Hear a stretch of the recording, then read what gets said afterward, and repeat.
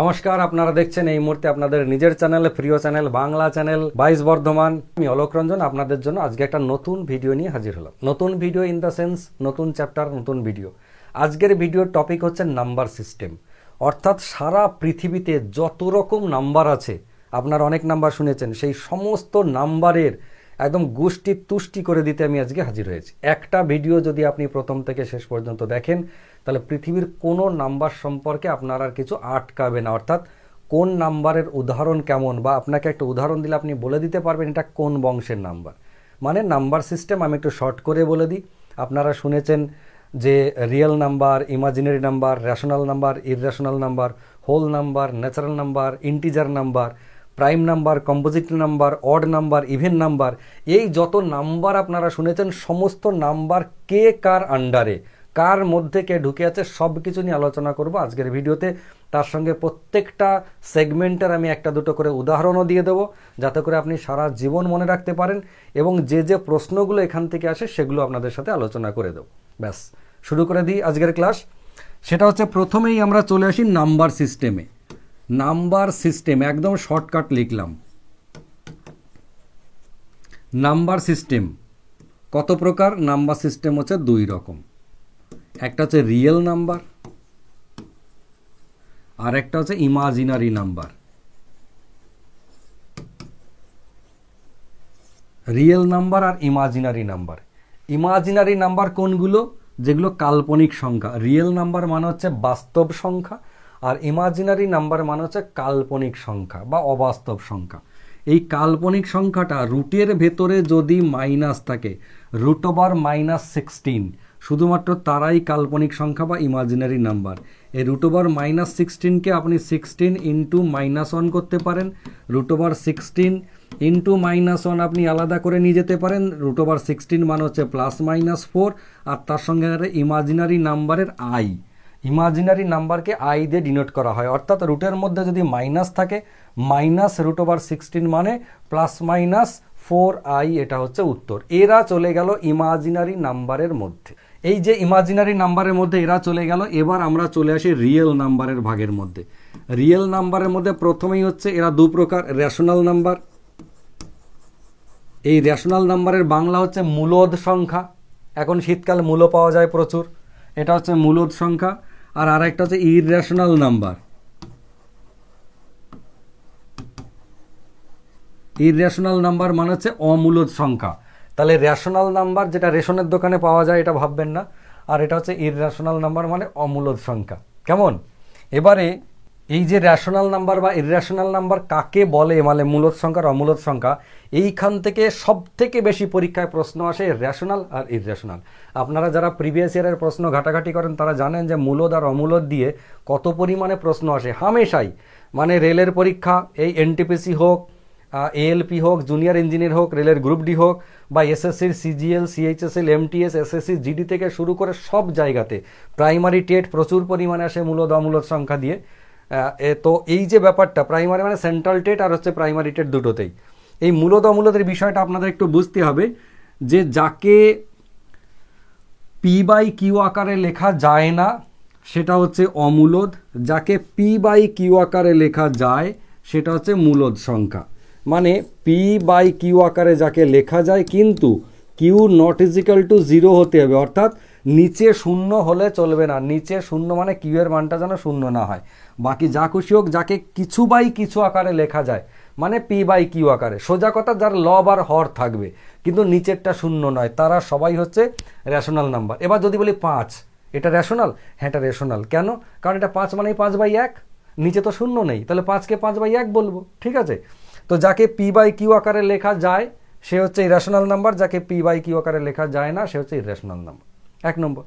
2 নম্বর সংখ্যা হচ্ছে যে সমস্ত সংখ্যাকে রুটে ভাঙা যায়, অর্থাৎ রুট করলে পুরো সংখ্যা, গোটা সংখ্যা পাওয়া যায়, সে হচ্ছে রেশনাল।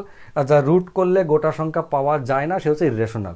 যেমন √2 ইররেশনাল, গোটা সংখ্যা পাবো ভাঙলে? পাবো না। √3, √7, √10 এগুলো সব ইররেশনাল নাম্বার। যদিও এইগুলো যেটা পারফেক্ট স্কোয়ার নাম্বার নয়, মানে √16 থেকে 4 বেরোয় আমরা জানি, √10 থেকে অ্যাকচুয়ালি কত বেরোবে এটা নিয়েও আমার একটা ভিডিও আছে, আপনারা দেখে নেবেন। যে যেগুলো রুট করা যায় না তার এক্স্যাক্ট ফিগার কত হতে পারে মুখস্থ রাখতে হবে না, আপনি একটা পদ্ধতিতেই করে নিতে পারবেন। যাই হোক, ওটা একটা আলাদা বিষয়। ইররেশনাল নাম্বার, তাহলে এইগুলো হচ্ছে সব ইররেশনাল নাম্বার যাকে পি বাই কিউ আকারে লেখা যায় না বা ভগ্নাংশ আকারে ওভাবে লেখা যায় না, যে এই যেমন আমরা রেশনাল নাম্বারের ক্ষেত্রে লিখেছিলাম, কেমন। আর এই দিকেরগুলো এর সংজ্ঞা কিন্তু দুরকম, একটা হচ্ছে রুটে ভাঙা যায়, এটা হচ্ছে রুটে ভাঙা যায় না, এটা একটা সংজ্ঞা। আর পি বাই কিউ আকারে লেখা যায় না, একে পি বাই কিউ আকারে লেখা যায়। এবার এই দিকটা মনে করো রুট 16 থেকে 4 বেরোলো, তাহলে রেশনাল নাম্বার। কখন একটা মান বলছি 2-এর 3, আচ্ছা 2-এর 3 কি রেশনাল নাম্বার? অবশ্যই রেশনাল নাম্বার, কারণ এ কোথা থেকে এসেছে? এ হচ্ছে √4 বাই √9 থেকে এসেছে, বা একে আর আমরা বলতে পারি √4/9, সেখান থেকে এসেছে 2-এর 3, কেমন। তাহলে যাকে রুট থেকে ভাঙলে গোটা সংখ্যা পাই, গোটা সংখ্যাই তো পেয়েছি এটা বলবেন না যে 2-এর 3 তো ভগ্নাংশ, সেটা হতে পারে। এই যে পি বাই কিউ আকারে লেখা যায়, সংজ্ঞাতে বলা হয়েছে একবার এই রেশনাল নাম্বার মানে, তাই পি বাই কিউ আকারে লেখা যায়। তাহলে এক্ষেত্রে এই সংজ্ঞা অনুযায়ী এটা ঠিক। তো এই যে রেশনাল নাম্বার, খেয়াল করে দেখুন, প্রথমে নাম্বার সিস্টেমে ইমাজিনারি নাম্বার, এখানে এর বংশ শেষ হয়ে গেছে, এর আর বিয়ে থা হয়নি, আর বংশ বাড়েনি, বেশ। আর তারপর হচ্ছে রিয়েল নাম্বার, এদের বংশটাই বেড়েছে। রিয়েল নাম্বারের মধ্যে রেশনাল ইররেশনালের এখানেই বংশ শেষ, এরও বিয়ে থা হয়নি। এবার এর বিয়ে থা হয়েছে, এর বংশ বেড়েছে। এবার রেশনাল নাম্বারের আমরা বংশ বৃদ্ধি করব, ঠিক আছে। তার জন্য আমরা একটু ছোট করে সাইড করে নিয়ে নিচ্ছি। রেশনাল নাম্বারের বহু প্রকারভেদ আপনারা শুনেছেন, এক এক করে আমরা সেইগুলোতে চলে যাই আলোচনায়।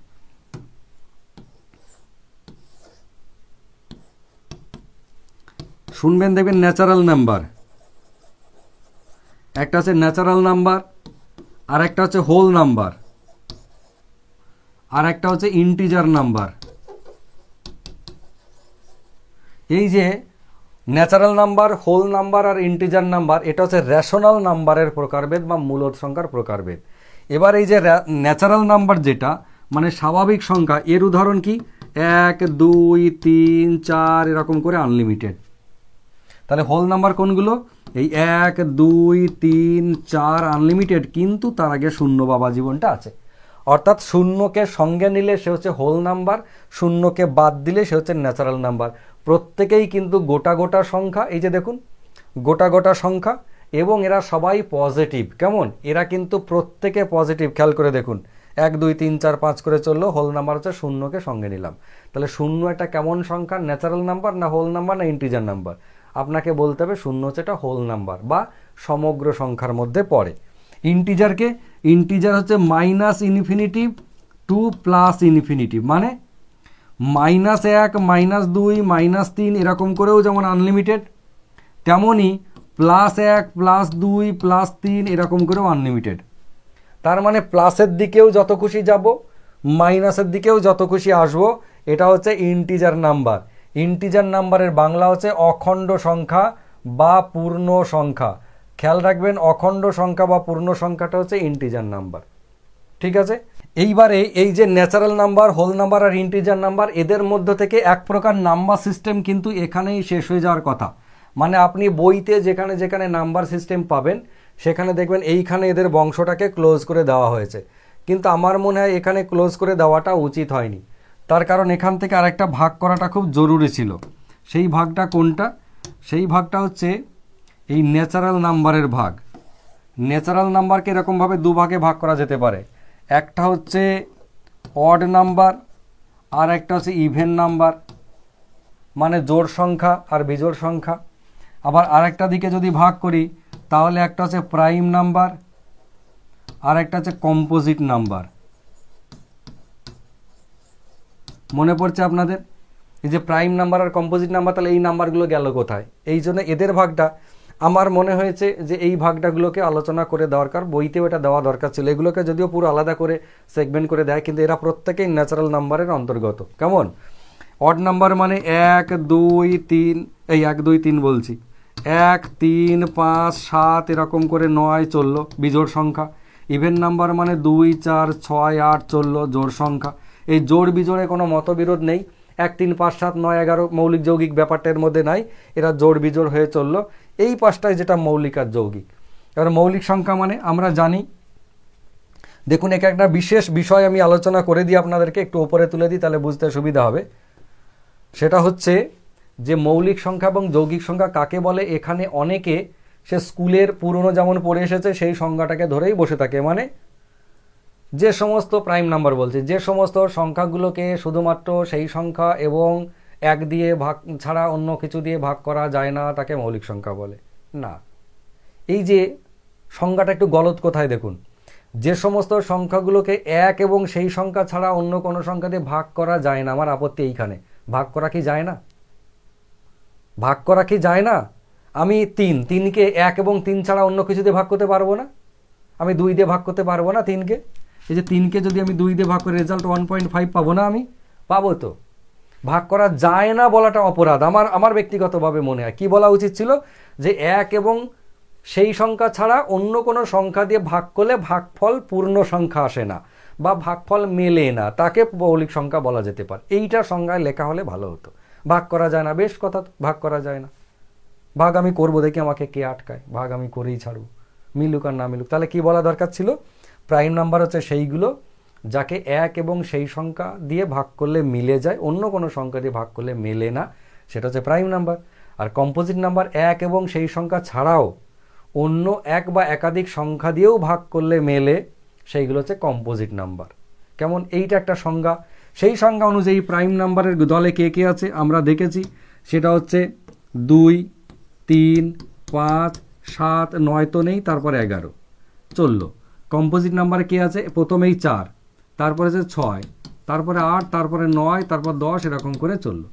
এখন এই দলের মধ্যে দেখুন আমরা ভাগ করেছি ন্যাচারাল নাম্বারকে, কিন্তু এই দলের মধ্যে কোথাও আছে এই যে 1 কোথায় আছে? অড নাম্বার আর ইভেন নাম্বারের মধ্যে 1 এসেছে, কিন্তু মৌলিক যৌগিকের মধ্যে নাই। খেয়াল করবেন, এখান থেকে অনেকগুলো প্রশ্ন আসে, সেই জন্য আমি এত কথা বলছি এই জায়গা থেকে। পরীক্ষায় সবার আগে প্রশ্ন দেয় 1 মৌলিক সংখ্যা না যৌগিক সংখ্যা।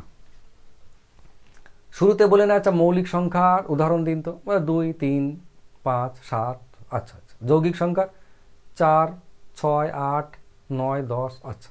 1 কোথায় গেল? 1 বলতে পারবো না স্যার। বলে 1 মৌলিকও নয় যৌগিকও নয়, কিন্তু কেন?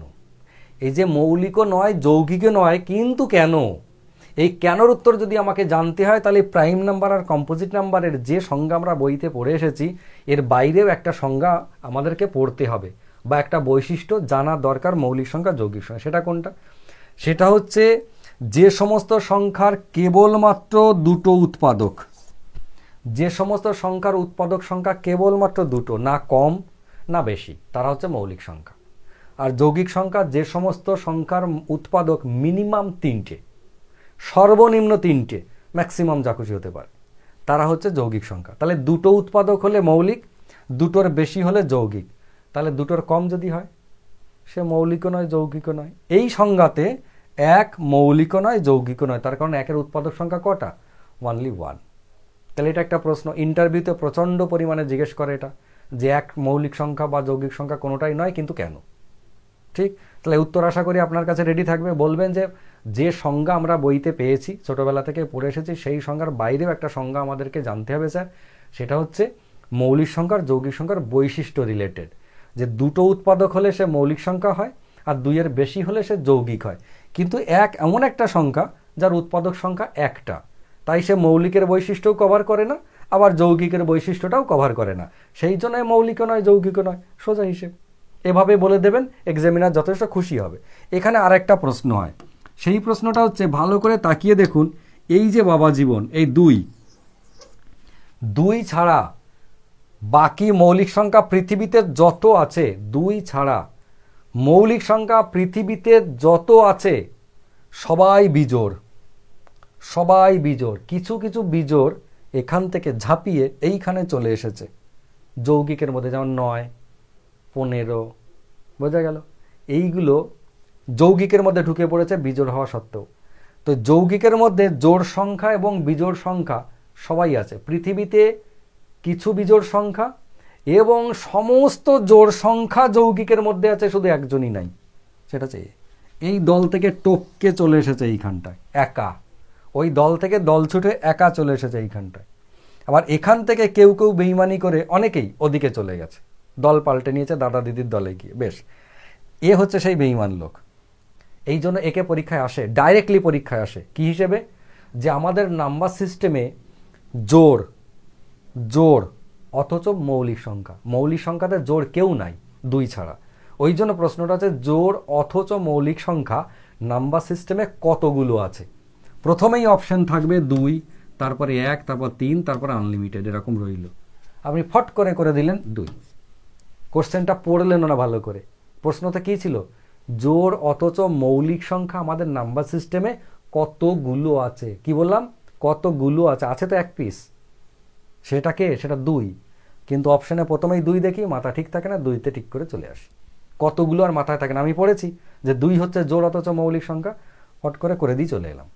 এটা মাথায় রাখবেন, খুব সাবধানতার সাথে এই প্রশ্নটার উত্তর করবেন, কারণ এটা একটা কমন প্রশ্ন, ভীষণ কমন প্রশ্ন। যারা এটা নিয়ে চর্চা করে তারা জানে, যারা চর্চা করে না তারা প্রথম একটু ডিস্টার্ব হয়ে যায়। ঠিক আছে, এই গেল আজকের ক্লাস। আজকের ক্লাস নিয়ে আপনাদের কারো কোনো যদি বক্তব্য থাকে, যদি কোনো রকমে আপনাদের এখানে অসুবিধে মনে হয়, কোনো জিনিস বুঝতে পারেননি, বা কিছু তথ্য বললে ভালো হতো, কিছু বাদ চলে গেল, আপনারা কমেন্ট বক্সে জানাবেন। আপনাদের কমেন্টে যদি আমি দেখি এমন কিছু কমেন্ট আপনারা করেছেন যেগুলো আমার ভিডিওতে বলা হয়নি, আমি ভুলে গেছি, বা হয়তো আমি জানি না, এমনও হতে পারে, তাহলে আমি পরবর্তী ভিডিও ওই কমেন্টের পরিপ্রেক্ষিতে আবার নতুন করে নিয়ে আসবো সেই সব উত্তর দেওয়ার জন্য। ঠিক আছে, বেশ, আপাতত আজকের ক্লাস এটুকুই। সবাই ভালো থাকুন, সুস্থ থাকুন, সুন্দর থাকুন, মন দিয়ে পড়াশোনা করুন। শুভরাত্রি, নমস্কার।